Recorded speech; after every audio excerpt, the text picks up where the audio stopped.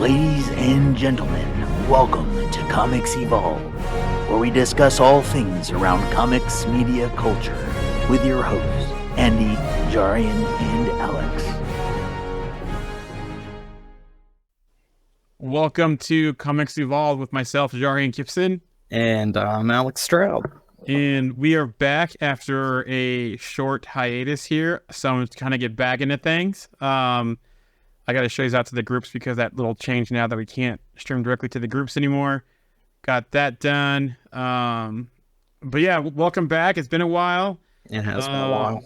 Yeah, it looks like we haven't been on since, what was it, after episode 7? Had to be at least like 3 weeks ago or something like that, so yeah, at least 3 or 4 weeks, So how have you been? Things have definitely been interesting, but I'm excited to be back, man. I'm excited to talk about this show. This show was fantastic, and I didn't get to watch the final couple episodes. I think I was a little bit delayed, and I was trying to shield myself from social media, there for a little bit where everybody was talking about it, and it was getting spoilers everywhere. But I really like this show. I think it is one of the best animated shows. I think this blew What If way out of the water, Yeah. And I'm just excited to talk about it. So. Yeah, I've been traveling for work, so I've been out of the country the past couple of weeks, so it's going to be back and good to be on with you. And I did watch some stuff traveling. It looks like, what did I watch? Oh, man, I'm going blank now. Did you end up watching Madam Web while you were traveling, by the way? So it was on the plane. Okay. It was on the plane, but I didn't watch it. So I was out of the country. I went to Lisbon. I went to Barcelona and then Lisbon. On the way back from Lisbon, it was available, but the new movies were not working for some reason. Mm-hmm. So I had to watch some of the old movies. So there was an issue with the video system. So I ended up watching it. So I did watch. What did I watch? I don't know. I'm sure you were quite disappointed though that you didn't get to see Madam Web. Yeah. I was wanting to watch Dune Part 2 again because that was available. Mm-hmm. But then going there, I watched Iron Claw for a third time. Yeah, because I watched it a couple weeks ago. Then my wife and I watched it, and I was like, "Oh, it's available going over." I wasn't on the way over to Barcelona. That's a really good movie. It's a very tragic and sad movie, and they didn't do all the kids. They kind of mixed the youngest kid's story in between a couple of the other ones to kind of make it in the movie. Okay. But yeah, I didn't realize how much tragedy hit that family in Iron Claw, but it's really good. Mm-hmm. The way that Zac Efron was jacked up and the way his haircut was, he was I don't know, I was like, it's paint him green, make him Hulk, do the Lou Ferrigno style Hulk with him and, that style, because he was jacked in that film, and that haircut he had reminded me of the Hulk for some reason. So get him some jean shorts that are torn up a little bit, and paint him green, come on. Yeah. That's fun. I do believe we have some Zac Efron news as well when we get to the news section. MCU casting news, or potentially, I'm not sure. There's a rumor going around that he's been talking, so we'll talk about that. Exciting. I'm not going on with the chat today, but we'll ignore the noise in the chat. Anywho, part 1. So X-Men 97 had a 3-part finale.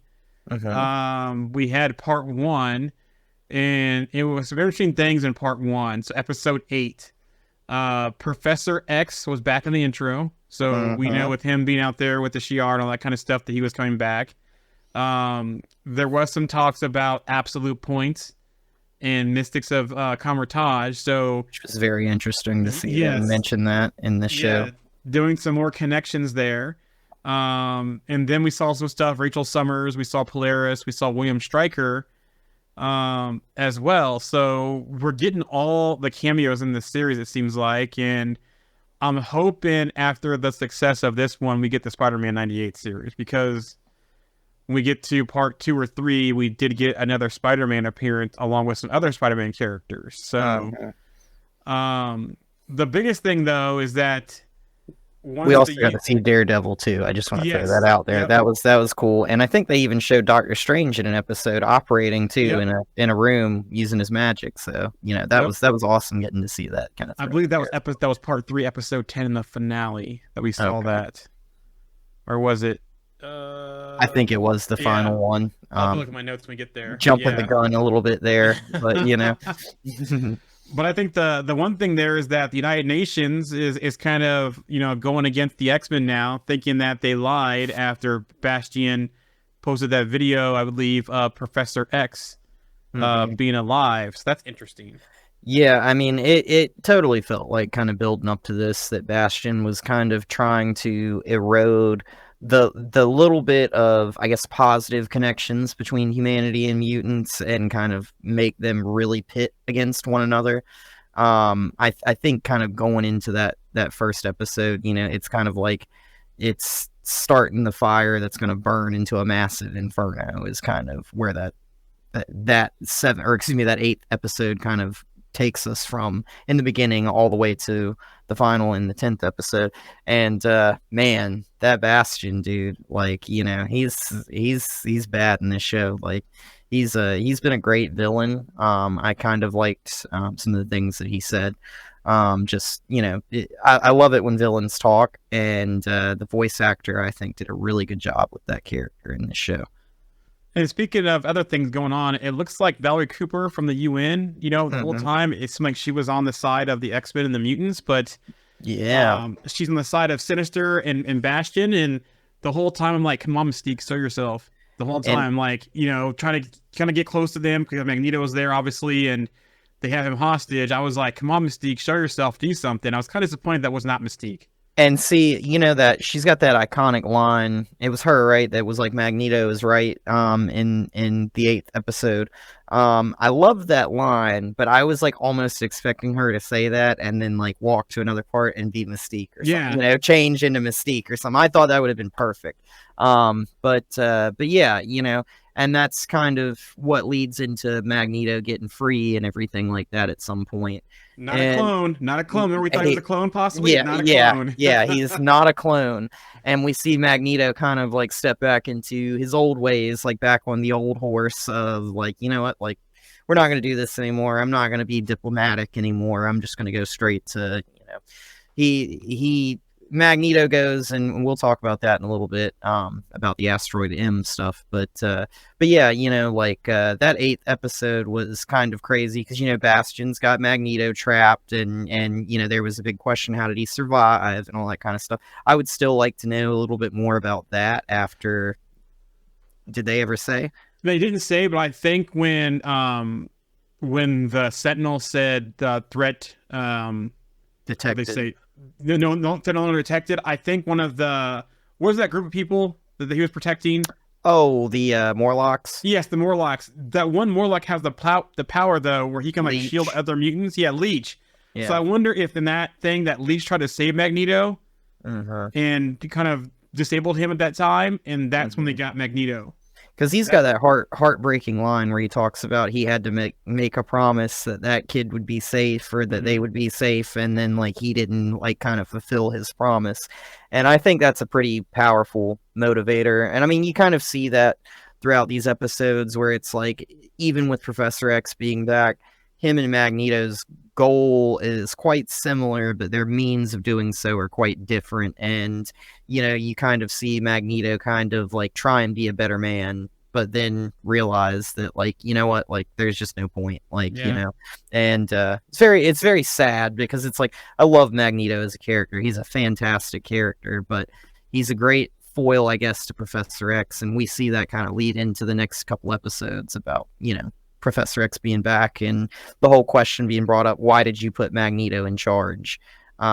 Which I think is something that, like, everybody from the first episode was like, you know, as soon as Magneto walked in, why is it that Magneto is in charge, you know? And I think Professor X saw good in Magneto, you know, and thought that maybe the X-Men would help put him on a more positive path, you know, as well. So. And if you think about it, Professor X and Magneto aren't that different. They just do things different ways. Yeah, definitely.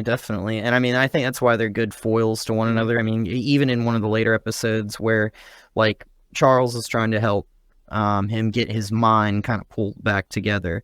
Like, they're still like, you know, oh, we're still like great friends. Like, I know at one point he's like, you know, I'll always be here for you, old friend, is what like Charles says to him. So it's like they have a very good bond, but it's like, you know, you can disagree with your friends, but it's like they have some of the strongest disagreements, but they still respect each other at the end of the day. Yep. So it's great to kind of see. I liked what they did with all the mental stuff where he was in his mind, and they were kind of having that, like, he's got to basically pull him back, because we'll talk about something here in a second, I'm sure. But what Magneto did and all that kind of stuff. Unless you want to go ahead and get into that, we can. Was that in this episode, or was that later on? I think it was at the end of the episode, wasn't it? It might be, but let's hit a couple other things first before we get there. Then we have Operation Zero Tolerance. We saw Bastion and Sinister and talking to other villains. We got a Doom and a Zemo cameo in the episode as part of that. You know, Roberto / Sunspot, his mom knew the whole time that he was a mutant, and wasn't trying to protect him. And then as they started going off and Magneto doing, you know, the whole Genosha, or not raising Genosha, but it was Genosha, wasn't it? He took up the... Are you talking about when he was like making Asteroid M? Yeah, was that Genosha? Where was that? I think he was just like pulling like metal and everything together, like just from anywhere. And I would assume he's probably just like collecting everything, you know, to make that. But that's, I mean, you could assume that it would be Genosha, I suppose, like kind of like him looking at the ruins maybe, and like building something out of the ruins. I think that's a cool idea, you know. So. But during that whole scene when things were going down, we got more cameos. So we saw Spider-Man, we saw Omega Red, we saw the Silver Samurai. So this was not short on any cameos during the series. And those were cool cameos. I didn't expect to see Silver Samurai, but I was like, I think everybody kind of just like low-key kind of sleeps on Omega Red a little bit. But you know, that was cool getting to see him thrown into this episode too. That's a very cool character. So. And then the one tidbit that we got, it seemed like that Bastion attended the Stark Expo. Yeah, that was crazy. And I think that, like, you know, in these final episodes, there was a lot more of that. Like, we saw other characters from I'll say from the MCU, but, you know, other characters that I don't really think would have been crammed in as much as we saw. Like, we saw, you know, in the final episodes, we saw Captain America talking to the president and stuff like that. Yeah, with Iron Man and protecting the president and stuff. You know, I love seeing that little stuff that they threw in there. It's very cool. So I still like that Rogue punked him. Oh yeah, took his shield and threw it. Yeah. So let's get back to the Magneto's his drive to make Asteroid M and what he was going for. So let's go ahead and talk about that.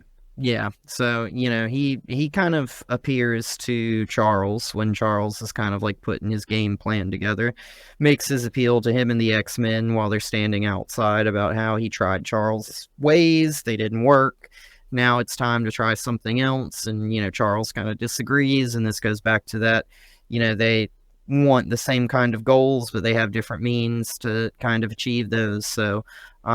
he wants to basically make an olive branch to anybody that will leave Charles and come with him, and they can go be on Asteroid M. And Rogue and Sunspot, I believe, are the two that join him, and they go up on Asteroid M. And this all comes after they were making a plan of attack on how to take down Bastion. So, you know, so we're getting to part 2 real quick. So. Part 1 pretty much ended with Professor X, you know, returning and saying to me, my X-Men. And so that was the end of episode 8, part 1. Yeah. But episode 9, part 2, that's where the whole band gets back together, what you were talking about. So, you know, Forge suited up, Stormer's back with the team. Yep. Magneto has his helmet. Professor X knew about Bastion, I guess tried to help him early on as a child, but things didn't work out. Yep. Which that was an awesome little throw in that they did there where he said Cerebro detected him, thought he was a mutant, went to go and try to recruit him, but his mother was like, absolutely not, like, no. And, you know, they revisit that later on, but it's that whole idea of, I think even Storm says it at one point, who would have thought that he could have possibly at one point been sitting in this picture on the wall of like the original X-Men? Yep. So very cool kind of throw in they did there. And then so before the whole team change thing happens, we see Roberto suited with sunspots. Rogue wakes up. Rogue had Gambit's jacket on, right? I think also too about when, correct me if I'm wrong, but when they talk about how Professor X knew about Bastion, they used the Dark Phoenix dampener to disable him, or was that later on? So, or was that during? I can't remember. So that was their original plan, I think, in like the big fight with him. But their kind of goal there was Forge and Beast use that, and I think that they were going to try and use it very similarly, but they had to make some alterations to it for Bastion. Okay. He's kind of like a technopath. He's not like a telepath or a telekinetic or anything like that. But and they talk about that in these episodes about what his powers are, and a lot of that I believe is connected to the Nimrod stuff and the Master Mold, and basically what he's kind of doing is like he's using his like abilities to kind of manipulate that mechanical biology kind of like mix, that fusion, and that's kind of what he's done up until this point, and we see him do that a little bit more with himself later on. But I mean, like it's that would have been so crazy to like imagine like something like that, because it's a very different power. It's almost like something, I think they even say like that's kind of similar to Forge's powers. Yep. But like Forge made that replacement leg, and him and Beast have a nice little like conversation about like, oh, you made one that's basically EMP proof, like from Magneto, where he knocked out all the power and everything like that. And he's like, yeah. So it's like it's a similar thing to what we've seen, but it's not the same, if you will. So that's why I think Bastion was, as he soups himself up and moves forward in this episode, and they make their plan of attack against him. You kind of have a separation of where Magneto becomes a villain again and Bastion becomes a villain again, and it's like the X-Men are like fighting on two fronts almost, So very interesting. It's like they're kind of backed in the corner, and like you said earlier, basically Sunspot and Rogue go with Magneto for New Genosha. So and it's funny too because they all get the old school uniforms. So Cable's with the team. Get the old school uniforms. The black leather comment from the X-Men movies happens. What you want, so black funny. Or something? Yeah, that was kind of funny. But they had the blue and gold team, so it's like in the comics. So one going after Bastion, the other one going after Magneto. Yeah. But Morph Man is still, I think he's the MVP of this season, because the way that Morph changes to the correct mutant at the right time for the situation, I think is undervalued in this season, and we see that even towards the next episode. We'll talk about that. But yeah, it's pretty interesting that the way that he does that with picking the right mutant and having the proper powers for the situation. Yeah, Morph is such an interesting character, and I think that we talked about this in previous episodes, but ever since Sinister was back, I thought that they would probably do a little bit more about his fear of Sinister and being manipulated and stuff like he was in the original show. I think kind of towards the end of this show, I'm kind of glad that they didn't really go off on a tangent on that, because like, not that there was anything wrong with that, but I think not that there was anything wrong with the story, but like, the story was great, and I think that they did a great job of what they were trying to tell and everything. I would have always loved more, but I mean, at a certain point, you can only make the episodes so long before they're movies, So, this show is fantastic, and some of the characters that Morph turns into, like the Hulk, like that, I love that scene. That was great. And he even said "Morph Smash," which I thought was pretty funny. So. Morph is a fantastic character, and we'll talk about him later on, but especially with Wolverine and stuff towards the end of the final episode. So also too, if you think about it, Morph had that one moment though when they're talking about Sinister, how he got scared. So they did do a little hint towards that the first series. Yeah, I'm glad they didn't spend too much time going into it, like you said. But then going on to the whole fight scene, so you have X-Men versus X-Men, and it kind of had hints of Civil War, right? So, a kind of Civil War vibe with X-Men versus X-Men. Magneto going after the professor, telling him to shut his mouth. But then on the other side, you had Sinister take control of Nathan / Cable, and that he has the same telekinetic powers as his mom, as Jean. So yep, and you actually see Jean at one point reach out to Cyclops and kind of like, you know, let them know, and it ends up changing to their entire strategy a little bit, because at that point I think Cyclops realizes that they need more time on her end. Yep. So you know, that's an interesting fight, and man, I tell you what, in that one fight Bastion puts it on them. That was crazy, and we see Sinister kind of have to face his mortality a little bit in that, and I thought that was a nice little slap in the face that they did, because he looks at Morph and he says, "Show me what I look like," and Morph changes and makes it, and like, so it's kind of like Morph kind of gets a nice little backhand there. So Mark here in the comments talking about Morph. I love that there was more focus on Morph in this show. With the original, Wolverine took the spotlight, but with this one, we get to see the others get their spotlight, which I agree to. And I guess some people were disappointed that they kind of changed it, but I'm glad they changed that direction where we're seeing the entire team. You know, we got the stuff with Rogue, we got the stuff with Storm, you know, we got the stuff with I'm trying to laugh here, Mom. We got all those different storylines. You know, the whole Cable. Not everything in this show is about reading Scott Summers' Day, so. Yeah, we get one, Mark. We got the whole summer stuff going on there, and we saw a lot of different characters. So I'm glad they did that. But the episode kind of ended on a very shocker, though, when they had that fight with Magneto. So Magneto, you know, Professor S were trying to shut him down. Magneto kind of turned the tide with his helmet against him. But then Wolverine stabbing him. And we're like, whoa, what's going on here? Are we going to have another death?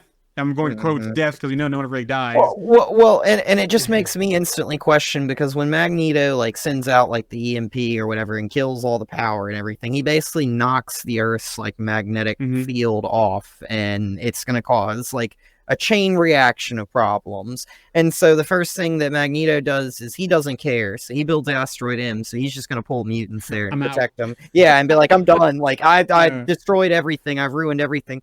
And of course, the United States government is like, hey, we're going to shoot at it, you know? So it's like, it makes no sense, because it's like, you know that Magneto is the only person that could probably change that or reverse it.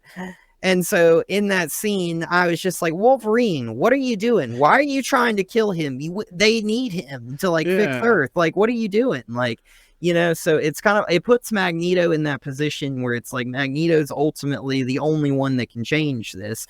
And, you know, you could have Professor X like kind of like, you know, work with him a little bit, and maybe we get that moment where he kind of flips over and it's like, okay, I'll make things right, you know. And I think that at that point when Wolverine stabbed him, I was just like, what are you doing, Wolverine? Like, that makes no sense. Like, but it's Wolverine, so yeah. But then Magneto's like, and Magneto basically tore him apart, you know, and that was interesting. And that, you know, on the cliffhanger, I'm like, wait, we lost Gambit, now we're gonna lose Logan too, you know, / Wolverine. So that was interesting. And so we go into episode 10, the finale, part 3, and I'm just like, so is Logan dead? Is he gonna heal? Is he gonna change and go feral? Yeah, you know, like in the comics. So I was kind of hoping they were gonna do that thing where he just like pulled the adamantium out of him and he like went back to like bone claws or something, you know. And he kind of, because I think they did something at one point in the comics where like the adamantium was like polluting his body, and it was like his healing factor was like always trying to fight the adamantium in his body, like always trying to fight to remove it. Yeah, it was an internal struggle. Yeah, but it couldn't. So it's like Wolverine's healing factor, I'm just kind of throwing out an arbitrary number here, that I think only worked at like 80% of what it should have, like, but it was because it was always like trying to actively work to remove the adamantium that couldn't be removed. So, you know, I would love to see what they do with that. And then that instantly takes Wolverine kind of out of the fight when, you know, Magneto kind of just rips that metal out of him, you know. So Mark here from the chat has a question. Do you think that his EMP geologically messes up stuff like knocking the Earth off its axis? I thought they said that. Yeah, I thought they said that at one point in this episode, like something like it had knocked out like all the power in the world, and like the Earth's axis or whatever had been tilted like a degree or two or something. I thought they said something like that. I could be wrong, but Yeah, I mean, there's definitely like, the impact of that's like an end of the world kind of type of thing, like with everything is life as you know it when you kind of disrupt the magnetic field. Yep. And yeah, I mean, he basically EMP'd the entire planet and then altered the planet and then was just like, peace, I'm out of here, which I thought was funny that Magneto was like, I'm just gonna go build Asteroid M and just go float in space and I'm done with this. So. Which kind of gave me Age of Ultron some parallels here, with Ultron taking up Sokovia up in the air, Magneto doing the same thing. Then when they take Magneto out and they're going back down towards the Earth, the whole extinction thing that Ultron was trying to do in Age of Ultron. So that was some parallels there also. Cameos though. So here's a list of cameos I have from this episode: Captain America, Iron Man, Daredevil, Doctor Strange, Black Panther, but it's King T'Chaka, not T'Challa. We saw Wakanda, we saw Okoye, Omega Red, Silver Samurai, Cloak and Dagger, Psylocke, Crimson Dynamo, Dark Star, North Star, Aurora, Puck, Frenzy, Scarlet Witch, Quicksilver, Polaris, and Flash Thompson. Not to mention that later on we see Peter finding MJ as well. So a lot of cameos, even in the finale. Yeah, I was so surprised that we saw Alpha Flight in there in the Winter Guard. Yep. I thought that was pretty interesting. I think this, of course, being more in with all the characters being accessible. I think that's why we saw a lot of these characters kind of in these final episodes. I loved it. I always think that the Winter Guard, I always would like to see a little bit more, but they're kind of strange. But yeah, there's been like 12 or 13 Crimson Dynamos or something like that at this point. So it's like, there's some strange characters, but I mean, we got to see Alpha Flight and they're a Canadian team. I thought they were pretty cool. So getting to see those characters as well. We mentioned Strange's performance surgery and everything, so it's kind of like some people are actively in fights or fighting other villains or doing something else, and some people are just like Strange or just like, hey, I'm performing surgery right now while this is happening. So the cameos were great. That's what I love about animated shows, to be honest, is how quickly they can pump in a cameo, and it's almost like not even something that nobody even needs to talk. Like you can just see somebody doing something. So I did love that about this show, and I could be wrong, but I felt like the cameos in this season were a lot more often than maybe in previous seasons. I don't remember which characters like kind of regularly kind of would or appeared multiple times, I guess, as a cameo, you know what I'm saying? So the King T'Chaka thing, that's kind of like a thing that kind of threw me off, because I know this is 97. Yeah. So technically speaking, I don't think we're connecting any of this to the MCU, right? So like technically speaking, if we're on a similar kind of thing and this is, late 90s or whatever, I guess T'Chaka would be king, so I guess it would make sense, right? But it doesn't make sense from the original show, though. In the original show, who was he not king? I thought that we had T'Challa in the original show. I knew I can double check, but also here, Mark posted about Monty's post in the group saying, I know Monty posted this on the group a while back, but what do you think of T'Chaka not being dead, even though he was dead in the original timeline? So I believe he was not there in the original. I think it was T'Challa in the original series. I got to go back double check. And what Monty was saying here, so it does seem like we did lose a little bit of continuity here with that. But yeah, that's interesting too that they went back to T'Chaka and said T'Challa. But I can understand why possibly that we didn't, because of everything with the MCU and them pivoting away from T'Challa right now with Boseman's passing away in real life and what we saw in Wakanda Forever. But with that being the case, why not just have Shuri? That's a very good point. Yeah, they could have done somebody else. It's just weird. I don't want to call it like a continuity hole or a plot hole, but it does kind of feel like one, Yes, this is right here. The Fantastic Four show, he was confirmed dead. Thank you. I kept thinking about it was the original show, but yes, you're right now that I remember that he was confirmed dead in the Fantastic Four show. They had the great opening music. Okay. So yeah, that's interesting. Yeah. But we see the Jean go full Phoenix again to help take down Sinister and Bastion, and that's when we saw the whole thing with Sinister going back to his true form that you mentioned. and so forth. I'm sorry, they use it to defeat Sinister. But then Bastion taking off Cable's arm to evolve and becoming a future incarnate. And then the whole fight with Rogue joining the fight, it's like they almost tuned back up again after this. You know, and then Rogue saying that line like Remy / Gambit, remember it. Yeah, and I mean, like, I think it's kind of one of those things where at that point it's like everybody might be, they might have been divided, but at that point everybody's kind of got that common enemy of Bastion, right? Like, he's a threat to everybody at this point because like he's going after mutants. The mutants are kind of fighting amongst themselves, but ultimately they're gonna aim at that guy because he's the one that's coming after all of them. So you know, you've got Rogue, right? Like, Rogue is such a powerhouse in the show. So, like, her kind of jumping on Magneto's team, I was like, man, they're going to have a tough time with Rogue. And Sunspot, too. Oh, the three of them. Yeah. And I mean, like, you know, it's like, other than, like, Storm, like, you know, there goes two characters that can fly. Like, one can, you know, create these, like, energy blasts. The other one is basically, like, indestructible, you know? Like, Rogue's, like, she's unstoppable almost. She's basically the Hulk that can fly, that can also take your powers too. That's why people equate Rogue too. And they say that in that one episode, you know, about like, oh, the Hulk couldn't break into this facility, and she just rips the top of it right off, and you're like, oh, okay. So it's like, wow, you know, and so like I think it towards the end of this episode, like things are already chaotic, but they're heading towards more chaos, you know. Especially with Professor X jumping into Magneto's mind. Once they do that kind of thing where they go back to that kind of similar situation where it's like they meet in the bar in the X-Men movies that Fox made, you know, where it's like they're kind of sitting there talking. It's a very similar kind of moment to me, is what it kind of felt like. So, you know. Jubilee is always taking some cheap shots in the series, you know, either with Professor X. But in this one, it's Bastion this time, who basically says, you trying to slay me with the 4th of July? I was cracking up laughing at that line. But she does have a nice moment to kind of help settle things down. And speaking of Jubilee, because she had the issue with Sunspot, Mark in the chat goes, I would have liked to see Sunspot showcased a bit more. We got a taste in the finale. I'm sure we'll get more of him next season, which I agree, Mark. We got some teasers of it.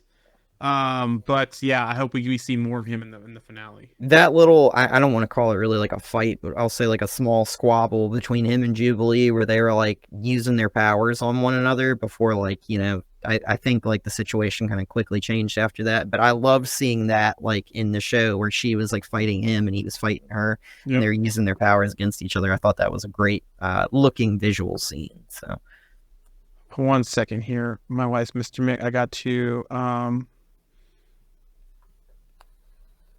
Mr. Back real quick. Sorry about that. Oh, you're good. They left and she asked me a question. I guess my sister's here. So they went to go eat and she wants me to know what I want to eat. I'm sorry about this.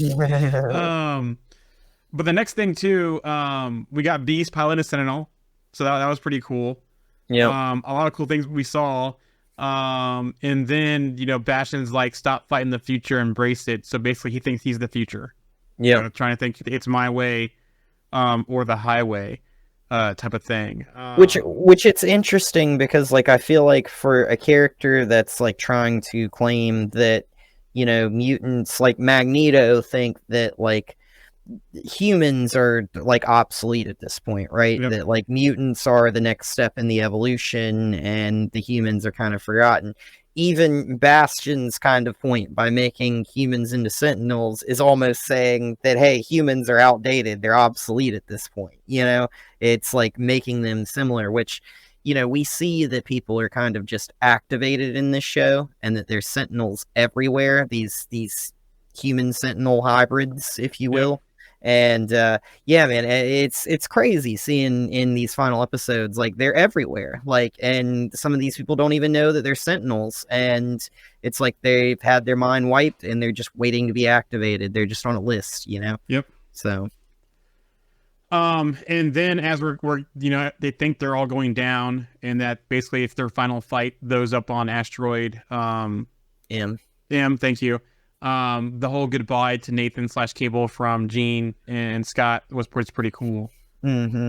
Yeah, that was cool. And you know, it kind of, I think that they did a really good job not focusing too much on that whole like Nathan and Gene and Scott, and they have a nice little moment, I feel like, where he kind of did not like her because his mother was actually Madeline Pryor in the show, but I think they kind of overcame that towards Yeah, the end of the I show. feel, yeah, especially during that goodbye scene. Mm-hmm. Mark here from the chat says also Bastion was an awesome villain. It's crazy that we didn't officially know he was the main villain until episode 7, which was pretty cool because I kept thinking the whole time he's Sinister. Yeah. Even going into this 97 continuation of the original series, I'm like, it's got to be Sinister. Mhm. And you know, I thought it was the whole time, and then we see Bastion, you know, episode 7 when he's shaving Magneto and has him like in the chair. So I was like, damn, like they put this very well. And Bastion's got that great line in the show where he's basically like, hey, you know what? You've tried, you failed, you're just getting thrown to the side. Like, you know, it's time for somebody else who can actually win this time, you know? Like, and it was like Sinister's kind of like offended by that. And he's basically like, you know, you're an outdated villain. Like, you can't get it done. Like, and so. But then he goes, but then Sinister's like, well, you failed also. He's like, well, yes, but I have a new plan. So yeah, it's kind of funny because Sinister clapped back, but then Bastion's like, nope, I'm in charge. I'm doing this. I'm gonna succeed here where you failed still. mm-hmm. So, and I mean, evolved. yeah, and you see Sinister. I'm very curious to see if we'll see Sinister ever in the future of this show, or if it's just one of those things like he became so feeble and frail and died or whatever, you know. So because like he's, you know, we've already talked about that earlier, but the part where he changes and his form changes and he's like this old feeble man, and he says to Morph, what show me what I look like, you know. Morph gets to basically backhand him, you know, with since he's so traumatized by Sinister. But yeah, I'm curious to see what that kind of leaves for Sinister, and it kind of made Sinister go from, like you said, feeling like he was the villain in the beginning of this show to kind of like feeling pointless at the end of it. Like it was like you were a pawn, that was it. And you know, so I thought that Bastion, I didn't realize how much of a threat he was in until like, you know, once this really started to play out and everything. Him in the final episode, man, he's tough, man. So yeah, and it's it seems like, you know, they all to come back together to beat him, so helping, you know, work together to save Earth. But then we get that shot of Morph and Logan, and he turns into Gene, you know, to kind of help get Logan to fight, to live, type of thing. And Bo DeMaio confirmed that in this scene, Morph was confessing his feelings for Logan to the woman whom Logan loves. And then DeMaio also said, yep, Morph was giving the object of their desire the comfort of hearing those words from the woman he loves because Morph is in love with him. So there you go. That's strictly from Bo DeMaio via social media. And I think the most confusing thing about that part to me was they've got Wolverine on like a respirator or something like that, and so it seems like he was extremely hurt. Like it's like almost something that he's struggling to heal from, which to me, I mean, it doesn't. I would almost think that Wolverine would be like, you know, up pretty quick, but it seems like when Magneto yanked the adamantium out of him, it seriously injured him in the show. It's fused to his bones, so it's getting some damage. So like it's probably just going to be one of those things where it takes time for him to heal, like a really long time, you know, fully from that. But yeah, that was crazy to me to like see him just like try and kill Magneto and then instantly just slap, you know, like Magneto's like, I'm done with you. So yeah, I'm gonna assume Wolverine will probably be out for a little bit. And he's just chilling on the plane, right? Like at the end of the show. Yep. So I think we're gonna get the feral Wolverine after this. Mark here from the chat. So we see that none of the Avengers even bother to help fight with the X-Men. Do we think there have been any Avengers level threats that the X-Men helped them out with? Which I think they have been. You know, if there's something they can help them out with, you know how they are. They're gonna go help out with the team and that kind of stuff. So, which kind of makes it sad, especially when you saw the interaction between Rogue and Captain America, and then you see Captain America and Iron Man with the president to go ahead and launch that missile against Asteroid M and that kind of stuff too. They're like, yep, see ya. You know, it's like they chose humanity, you know, or non-mutants over mutants. basically, and that kind of stuff. And it seems like Rogue and Captain America have been familiar just in that thing and that interaction, which I remember they'd come across from them too in the original series. I gotta double check. I know Spider-Man was there. I gotta double check which Avengers showed up in the original X-Men series, but it seemed like they were familiar already. So yeah. I was just waiting for that missile to come across the screen and have like Stark plastered all the way down the side of it.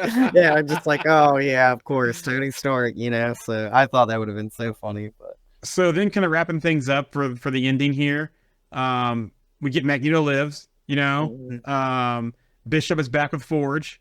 We get that poster on the wall of X-Men either presumed dead, missing. It seems like some are still there. In the same time with Bishop and Forge in current time, so that's interesting.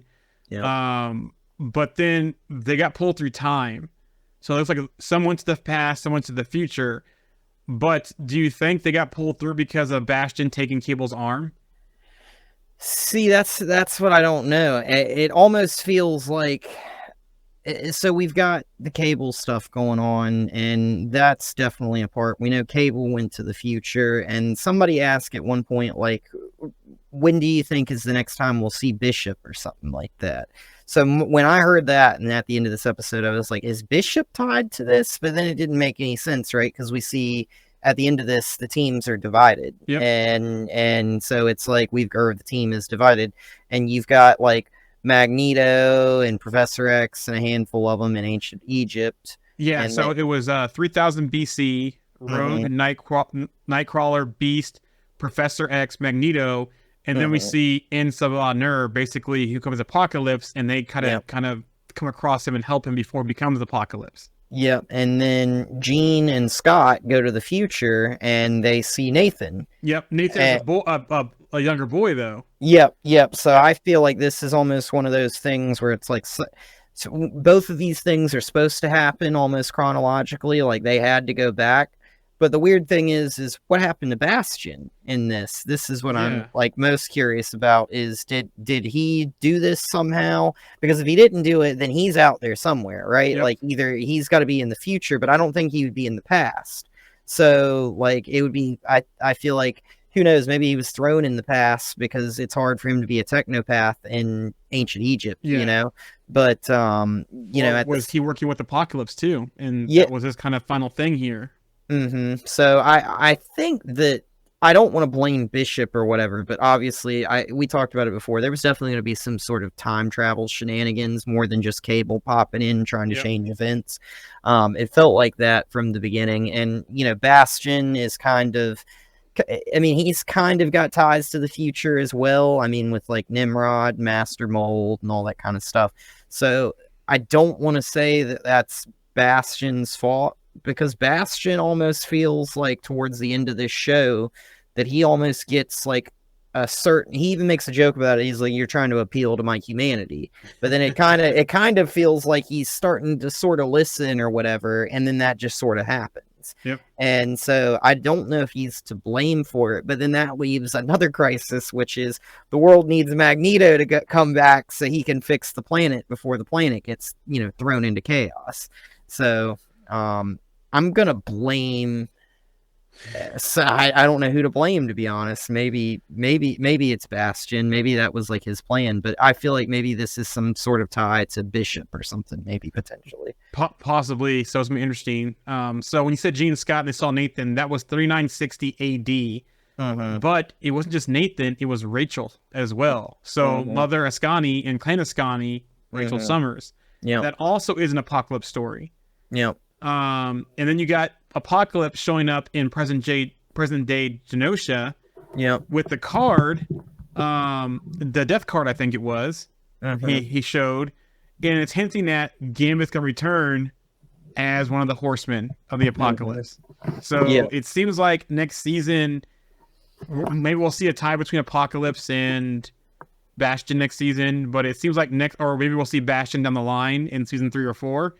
But it seems like they're going straight into Apocalypse next season, and I think for the enemy. And I think we all questioned when we saw Gambit die, like, really, you just killed off Gambit. So I mean, like, I'm glad to see something like this, because then that means like we'll probably get him back, you know. Well, and it kind of hinted at too with Professor X when he was doing that whole schooling thing in the astral plane type thing, and then he saw Gambit as a dead person, like a zombie type thing. They kind of hinted that, but I didn't think that. I thought that was just him seeing him dead.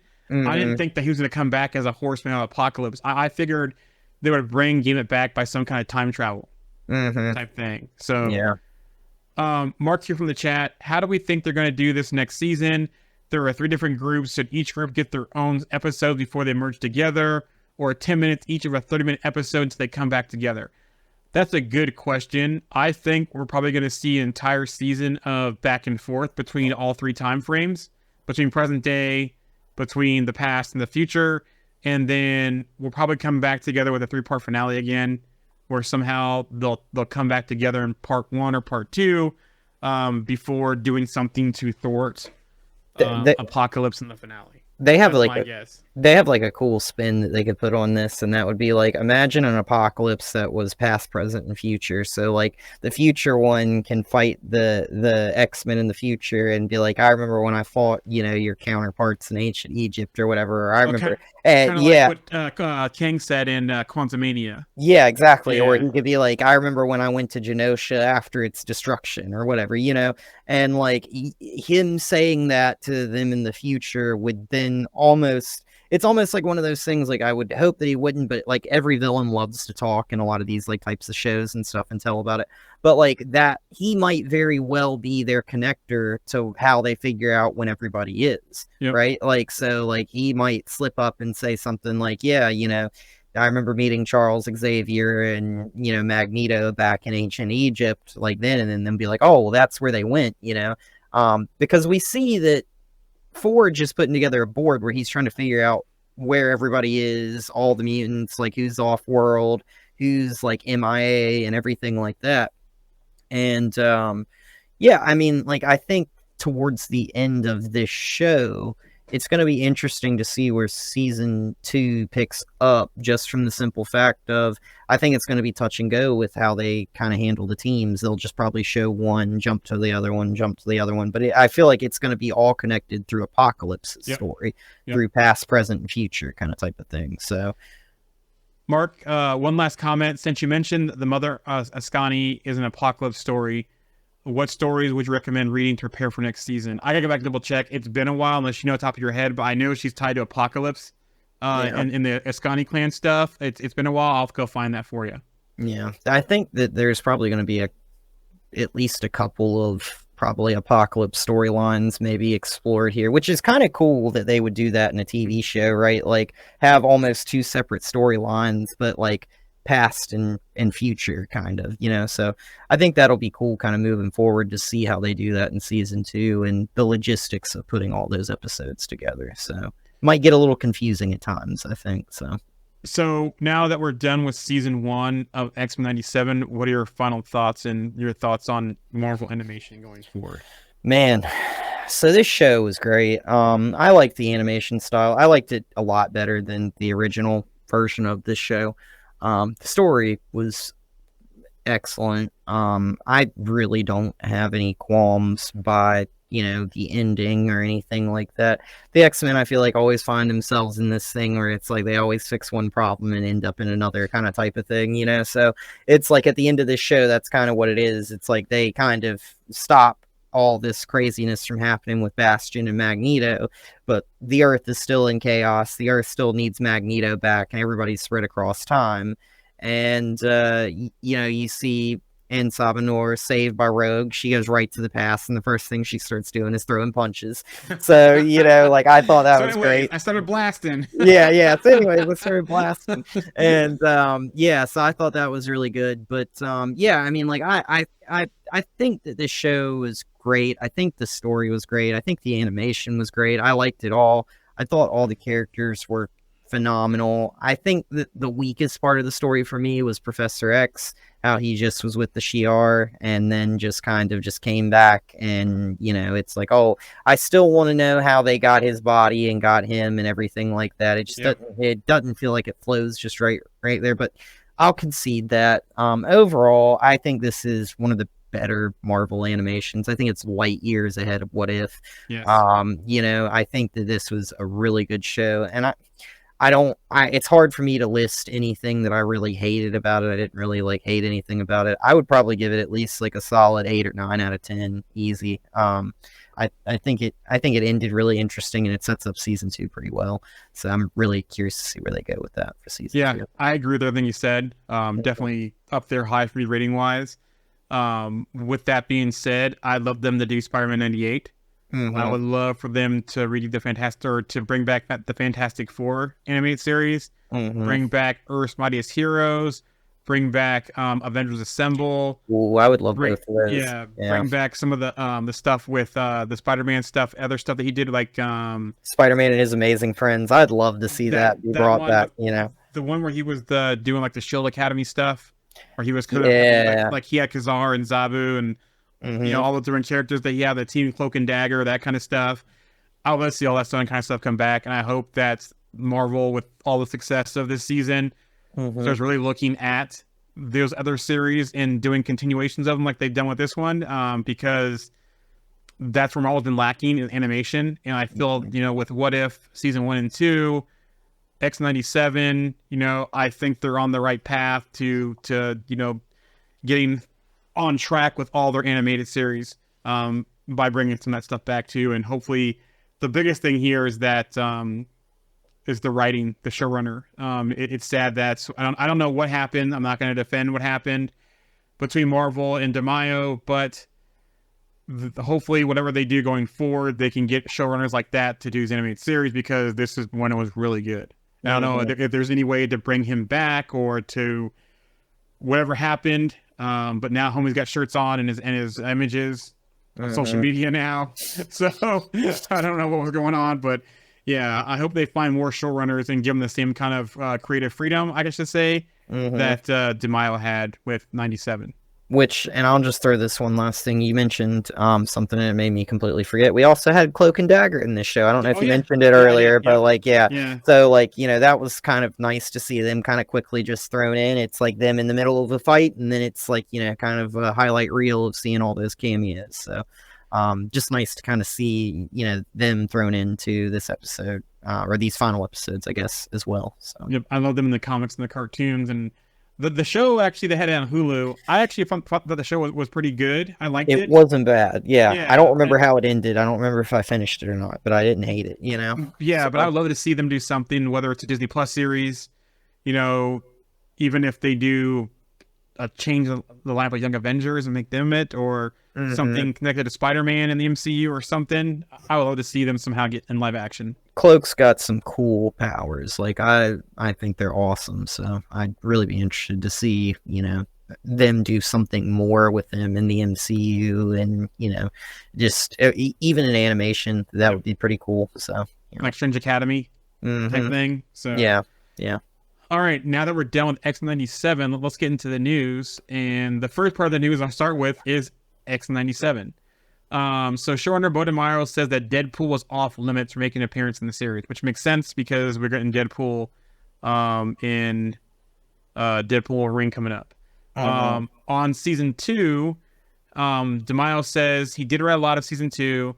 However, unlike season 1, I will not be heavily involved or leading production, cast records, design, editorial, post, music, etc., nor doing any production rewrites as it relates to the creative vision of the show.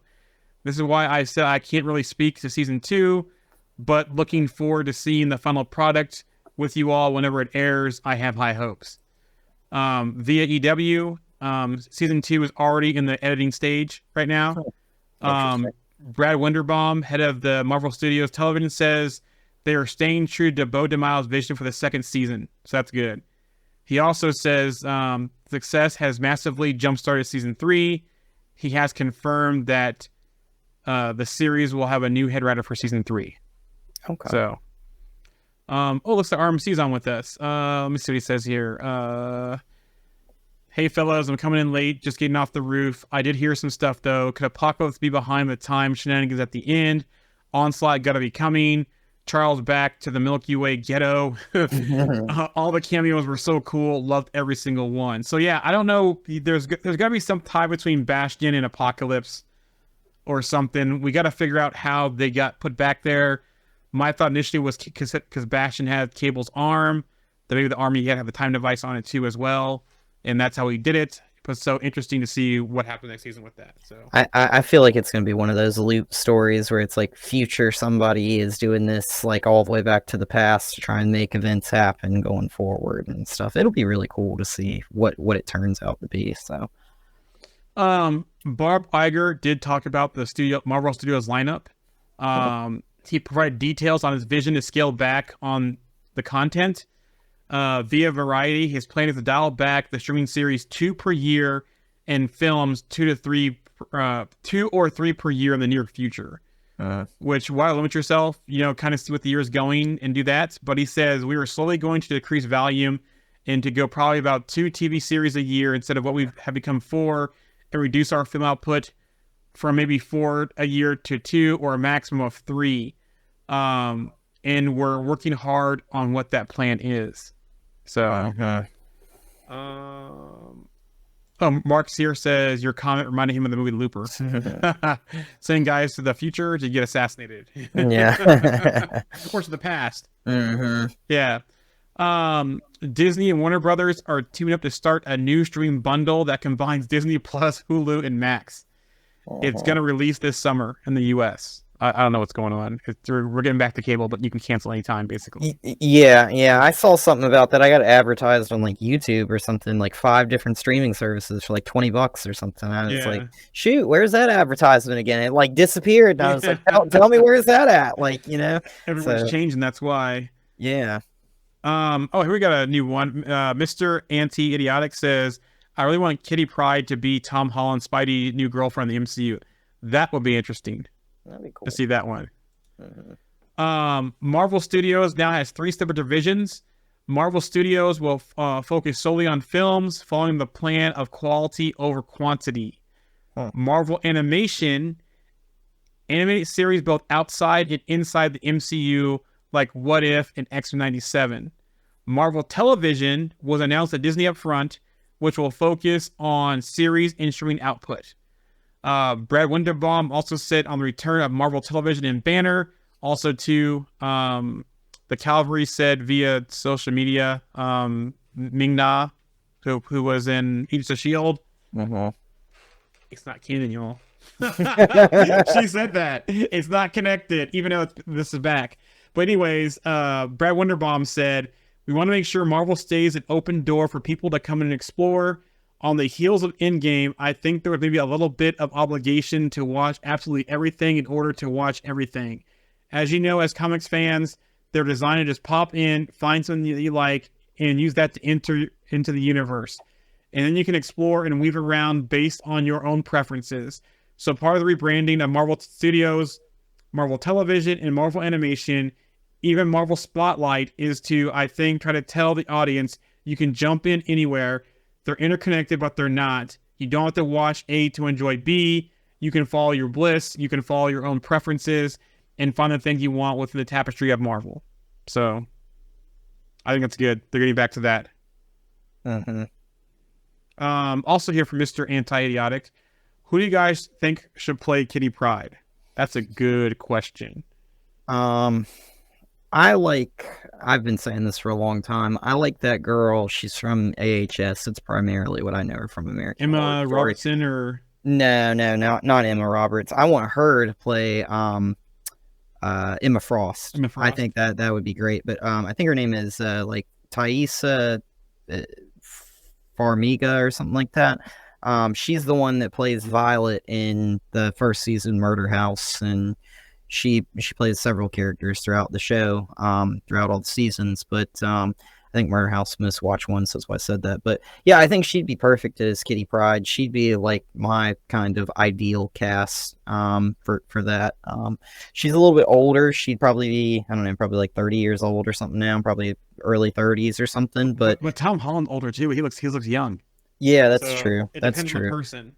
Yeah, so you know, but I think she's also one of those actresses that looks like a lot younger than she probably is. So she could probably play like a early college student or something like Yep. that, no problem. Because that's about the age that, you know, Spider-Man is at this point in the show. So he's probably like, I mean, or in the MCU, so he's probably what, like 18, 19 years old, somewhere around there. So I think she could probably pull that off. But So yeah, I agree. I don't have like a person in mind, but I agree they need to either look younger or be younger for the role. So we have some Giancarlo Esposito news. So via Collider, he says he's been cast in a secret MCU role. Says he will play a different role than Professor X, teasing that it's coming sooner rather than later and better than you can imagine. He specified that he'll make his first appearance as an original character sooner than later, and that his a character is original and new. Via Marvel's multiverse, that it's going to be Brave New World. He'll make his debut. So the reshoots are happening now, and he's part of those reshoots. So that's interesting. So we're getting him. He's a new character. He might be a mashup of a character too. But it's interesting that we're finally getting him in the MCU. But wait till the next person I'm going to talk about, because this one I'm not going to like. Back to the chat though real quick. RMC, I don't know who should play her, but I do like the idea of her dating Spidey. But Spidey still needs a few characters to show up, so it might be weird. I don't know. I like the idea though. That's fair. So there's a rumor going around that Marvel Studios is interested in casting Dwayne "The Rock" Johnson as Tien Savant-Nur, better known as Apocalypse. which I feel like is such a typecast, right? Because it's like he played Black Adam, which is basically like from ancient Egypt, more or less. Scorpion King. Yeah, he's from Kahndaq, but it's basically Egypt.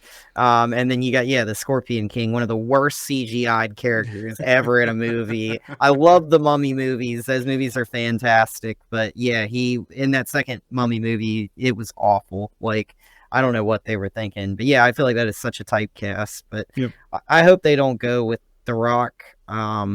You know, I feel like he would probably get it, but I've seen somebody, I think in our group, make a comment about like he's got a clause in his movies that he can't like lose in a fight or something in movies. So I don't know how that would work out, you know, like unless they like have him win or something in like in a 2-part movie or show or whatever, you know.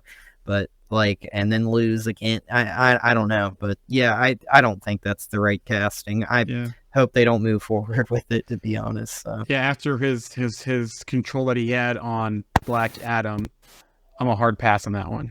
So, back to the chat here. You okay, Alex? You still there? Okay. Okay. Chloe, Grace Moretz and Rowan Blanchard are one of the girls from the Booksmart can played Kitty Pryde from Mr. Anti-Idiotic, about Kitty Pryde casting, and then RMC on the Giancarlo Esposito. Hold on, let me go back to this one. I guess it would be a brand new character, but recently wondered about Brother Voodoo, or today Jimmy brought up Bushman. Could be like a mashup, or could be like a new play on it. That's a good one. And then RMC on Dwayne "The Rock" Johnson. Man, I wish they would just stay away from him. He's a dick. He's a very good actor, one-dimensional to me. So, okay, I love that movie Walking Tall, because that's like how I always, whenever somebody always says, hey, did you like Black Adam? I'm always like, you ever seen the movie Walking Tall? But just take out the big stick and give him superpowers, and that's basically what that movie is, you know? So I think The Rock kind of plays, he plays like the same character in almost every movie, and it's a very similar story every time. Like, it's always like him beating up on a bunch of people, and then, you know, and that's the entire movie, so. I like him in Fast and the Furious movies, though, so. Oh, what was it? They did Hobbs and Shaw with him, and they did what, like 2 or 3 Fast and Furious movies with him or something, right? Like, and it seems like he's going to show back up after this last movie, or he did show up. Was he in the movie at all? No, he's coming back. I can't. I'm so far behind on the Yeah. on the Fast and Furious movies. So RMC agrees with you too. That's all he sees when it talks about walking tall. So, so X-Men news. Via Daniel RPK, Marvel Studios is looking for a writer who can explicitly balance comedy and drama. Focus on the female characters. They want to introduce new characters, ones that haven't been in live action before, alongside the main ones we all know. So it sounds like Kitty Pryde, front and center, Jubilee, Alpha Flight, probably they're going to do since they want new characters. Dazzler, I won't be surprised if we get Dazzler because Kevin Feige is a big fan of Dazzler. yeah, It would be a good time when they do this, is to make Storm front and center, like in parts of X-97 they did. Also Rogue would be a good one to be front and center as well. Thank you, Mark. Yeah, so he was in the Fast X credit scene. Thank you. I thought he was there, but not too long, but I know he's going to be in the next film. There's also a rumor going around that they want a POC director for the live action reboot of X-Men. It's also rumored that they're looking to veteran director Ryan Coogler to helm the X-Men movie. Coogler is officially signed on for Black Panther 3, so that's interesting to see if that won't cause any timing issues. yeah. Via Jeff Snyder, Raph Judkins and Michael Leslie are reportedly two of the finalists to write X-Men. Via Deadline, they're moving forward with their X-Men movie, and also the ones that I said that were the finalists. Well, guess what? Then later on, they got the job. So, I'm sorry. Now they're in talks. So Michael Leslie, he's in talks to write the script. He did Ballad of Songbird and the Snake, so the Hunger Games latest film. So yeah. Nova news via Daniel RPK. Marvel Studios has reportedly selected Nova as a Disney Plus series, featuring a young lead, probably centered on Sam Alexander, and production is set to start next year. So that's interesting. Hawkeye, reportedly it's been renewed for a second season. Clint's brother will play a major role, and the season will be inspired by the raid with Clint and Kate stuck in one location. It will start the groundwork for Young Avengers, so to continue on the post-credit scene of the Marvels, season 2 will actually further set up Young Avengers. Miss Marvel and a few other members of the Young Avengers to appear towards the season finale. So, oh, here we go. On the Nova news, Mark has a comment in the chat here. Eat glass, Sam Alexander. that's the kind I was, or that's the choice for the character that I was kind of hoping that they would go with. Yeah, so, you know, I thought that was funny too. So. Back on the Hawkeye stuff, Marcel also wants a nod to who brought the Avengers Tower in season 2. Miss Marvel will design the suits for the Young Avengers. This is all going to be part of Hawkeye. So Hawkeye season 2 is going to have a lot of setup, it looks like, as well. Sure. Interesting. Speaking of Miss Marvel, via Danner RPK, Miss Marvel season 2 is currently being discussed at Marvel Studios, but hasn't been renewed yet. A decision is expected to be made soon. But speaking of the Young Avengers, it's a film reportedly set to start filming in 2025, so next year. And I know Marvel has a couple dates on their schedule that we don't know what the films are yet. So there's some stuff there. Kate Bishop will make her appearance in Avengers 5, and Haley Stanfield expected to return for both movies. So, interesting. RMC via the chat, I want them to bring in Daphne Keane for Young Avengers. So, I'd like to see it. Hopefully we get her for the Deadpool and Wolverine movie. Wasn't that a supposed thing that was supposed to happen? And she was saying that she's not, but we know how sometimes they say they're not, they show up. Yeah. Speaking of Deadpool, via Empire Magazine, Kevin Feige originally didn't want Hugh Jackman to return for the movie. Let me give you a piece of advice, Hugh. Don't come back.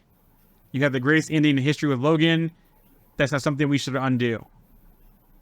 Back to the chat here real quick. RMC says she's denying it, but you know how that is. Exactly. Mark says, super excited for Hawkeye. Runner is looking good. Excited to see him back in action. Hopefully West Coast Avengers soon. There you go. We're getting the Vision stuff, so we could get West Coast Avengers.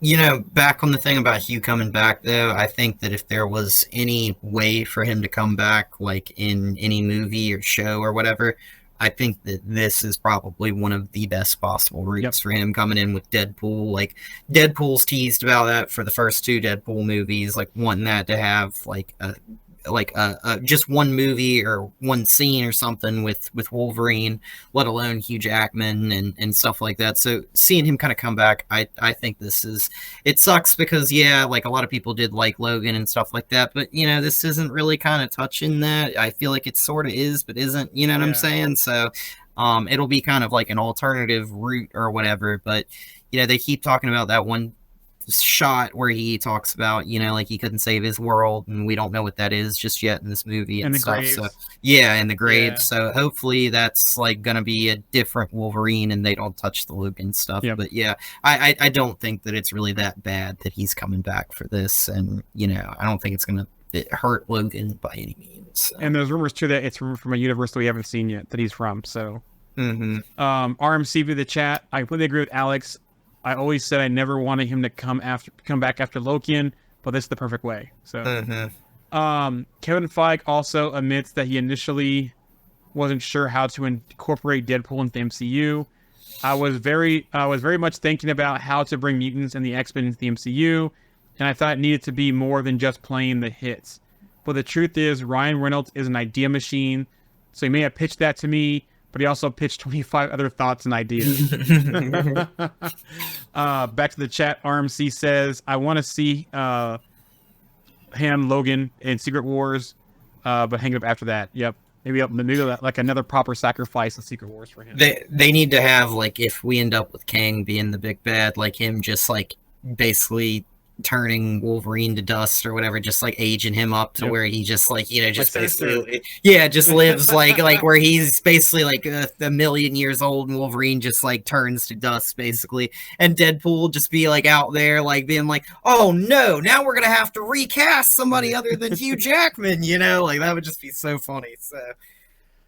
So there was an official Marvel Zazzle store description for the movie, but then it got taken down. But I have in the text what it said. Okay. The Time Variance Authority, or TVA, was established in Loki as a bureaucratic organization that preserves the sacred timeline and monitors multiversal anomalies. But does the TVA, even with its power to manipulate space and time, know what it's getting into when it recruits Wade Wilson, aka Deadpool?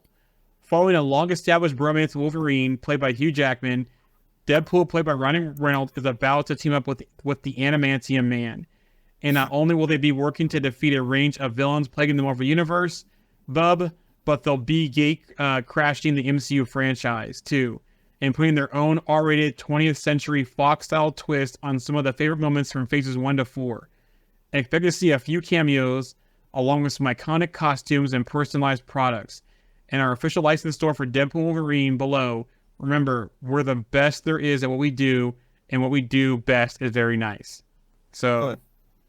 here we go. RMC says, unless we get Old Man Logan Wastelanders with Hawkeye doing the road trip. There you go. Keep, continuing with Hugh Jackman as Logan. Via EW, director Sean Levy initially planned for a third Deadpool film to follow a sequel-like trajectory, but the direction shifted after Hugh Jackman came aboard. I can safely say the story completely changed, and in fact, came to us very, very quickly starting that day. Runtime is confirmed to be 2 hours and 7 minutes for the movie. From the chat here, from Mark, what if Deadpool goes and finds another Wolverine and just says, you're the new Wolverine right now, and that's Marvel's official announcement for the new actor? That'd be a great post-credit scene. Everybody's like, what's going on here? We got rid of Hugh, now we've got you. Marvel did post an update synopsis for the film.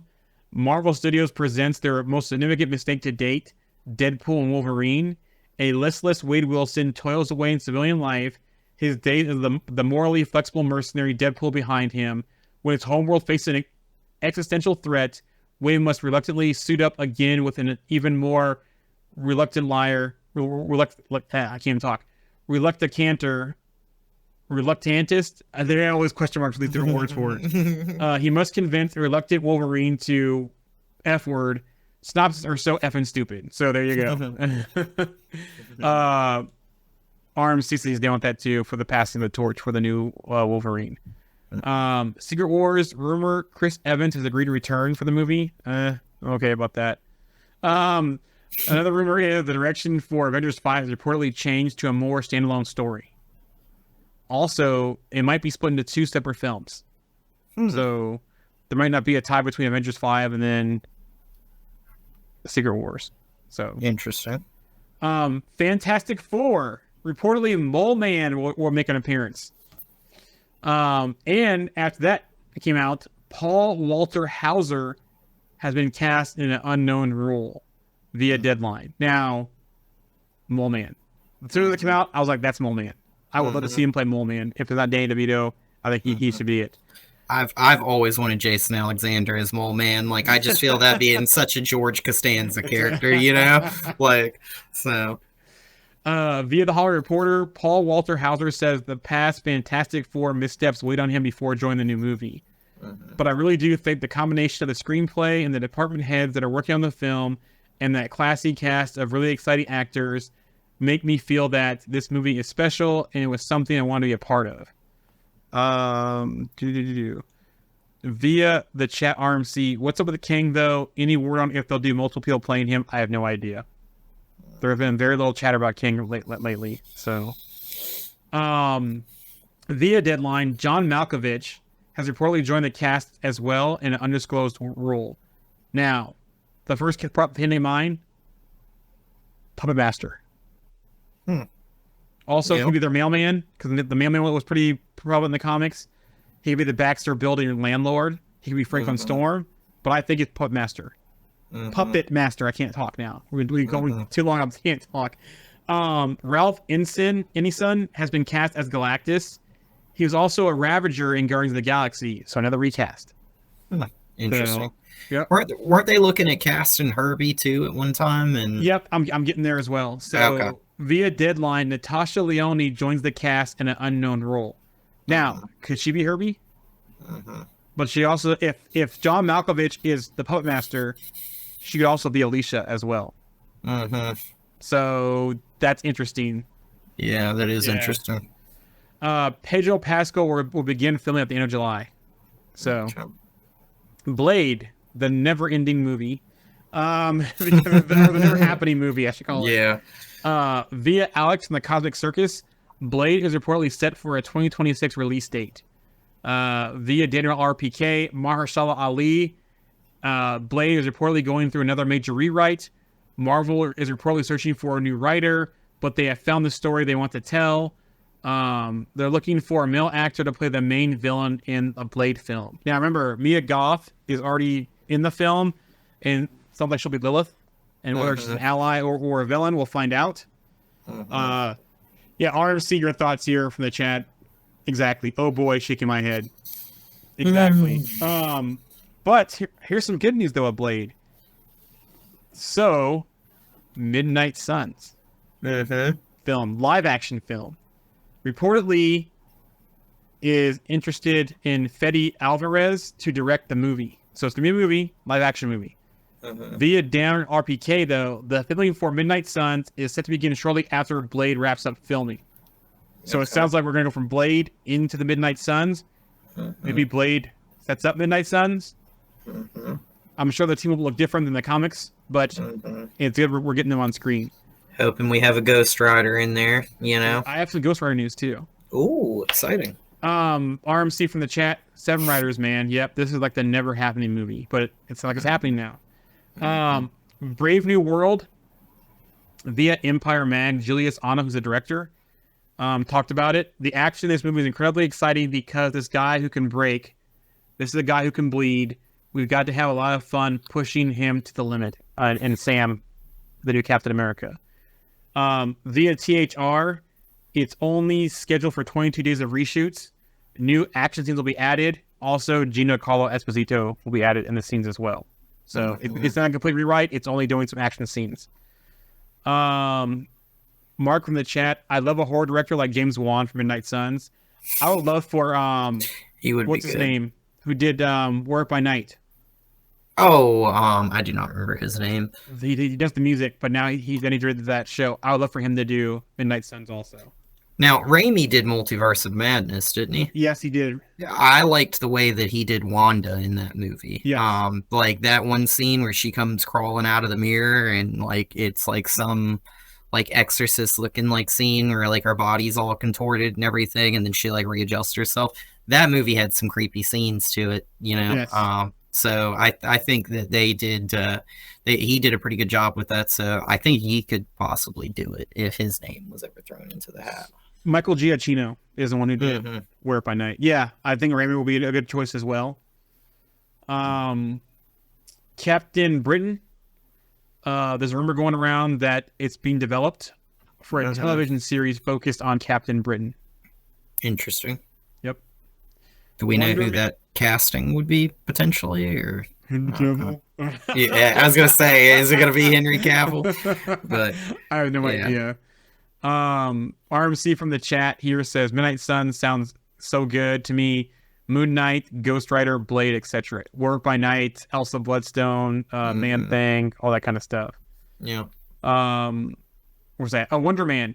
Tiffany Johnson is one of the directors who worked on at least one episode of the series. Cindy Cow and Michelle Yu served as production designers. Vision, the series released in 2026 with Paul Bettany set to play Vision again. Terry Matalis, Star Trek Picard, will be the showrunner. That's pretty cool. That sounds like it's really cool because they're going to get that science fiction angle to it probably. Thor 5, via comicbook.com, George Miller, director of Furiosa, a Mad Max saga, says he'd be open to directing Thor 5. I would work with Chris Hemsworth on anything. I really would. He's a wonderful actor. He got the full range of all the skills. According to a new report by RPK, Marvel is reportedly searching for a creative team to get a 5th film in the Thor franchise up and running. While the report did not include any potential writers or directors, it did indicate the studio hopes to roll cameras on Thor 5 by the fall of 2025. Interesting. Mark from the chat, LOL, you said Paul Bettany. I thought you said Paul Walker. And I may have said Paul Walker too. RMC about Thor 5 and Hemsworth. He deserves some redemption, the character and Chris himself. Yeah, that 4th Thor movie just wasn't it. So I was not a fan of the way they did that movie. So Thunderbolts, via Cosmic Circus, Val's organization Oxy, to have a role in Thunderbolts.